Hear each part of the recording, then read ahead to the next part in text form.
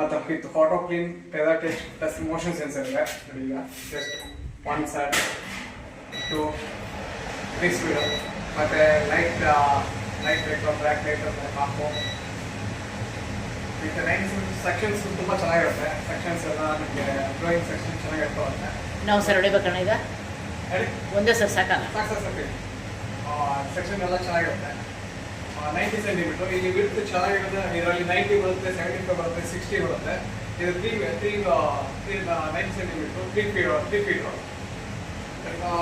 ನಿಮಗೆ ಯಾಕೆ ಬೇಕಾದ್ರೆ ಕಾಲ್ ಮಾಡಿ 98868